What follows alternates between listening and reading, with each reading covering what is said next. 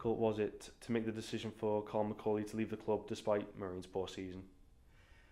In the end, it wasn't a difficult decision to make. We'd given Carl plenty of time to turn us around.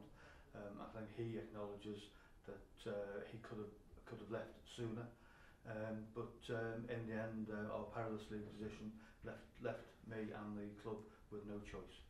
As you say, it is a perilous position for Marine. They currently sit third bottom of the league. How big a role did that play in Carl leaving the club? Well, against all expectations from the start of the season, when we thought that we were going to have such a successful year under Carl, it all turned out to be quite the opposite. And to be third from bottom with only 8 or 9 weeks left of the season to go is not good for the football club. And really, yes, it was part of the decision. Were there any other reasons for Macaulay's dismissal? No, it was purely football decision. Basically, results with just 5 league wins, just wasn't good enough, and the league position being third out of 4 relegation places was just not good enough. The club statement read that Carl Macauley left the club by mutual consent. Did he personally accept the blame for the club's difficult season? He fully acknowledges and accepts that the results weren't good enough, and it's a sad thing, but it's a football decision, and both Carl and Marine decided jointly that we should move on. Sean Hessey has now taken over in charge of the team.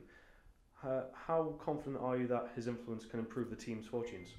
Well, I think he had an excellent start. First game in charge. He, of course, had a great 2-1 home win against Whitby Town. Certainly the players were lifted by him, and they showed great determination and character to come up with a superb start for him. Just on that win, what can that victory against Whitby Town do for the confidence of the players? Well, I think we desperately needed to win, and I think that's part of the problem with the players is that the sequence of results over the last 3-4 months has been very, very poor. There's nothing like a win to boost the side, and the emotion and the enjoyment at the end of the game was absolutely fabulous last Saturday. Do you sense determination within the squad to fight until the very end to avoid relegation? Yes, never give up attitude. We will fight right to the very, very end of the season till the last ball is kicked, and Sean is rising to the challenge with the players. We're still looking to sign new players before the transfer deadline on the 31st of March. But the lads showed really last Saturday against Whitby that they are good players, and with a bit of a push and more confidence, then they can get the results. Are there any likely signings in the pipeline? Sean is actively looking at 1 or 2 players at the moment. I can't really say who they are, but we're hoping to add a couple of players before the transfer deadline. Just a few final words on Sean.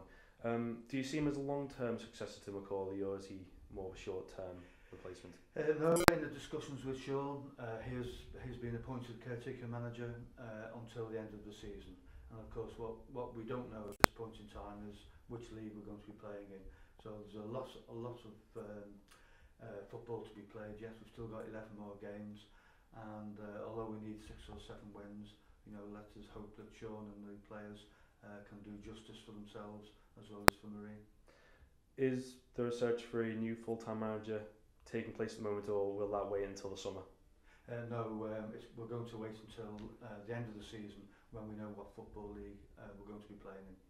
It's pointless doing that at the moment when the future for next season is unknown.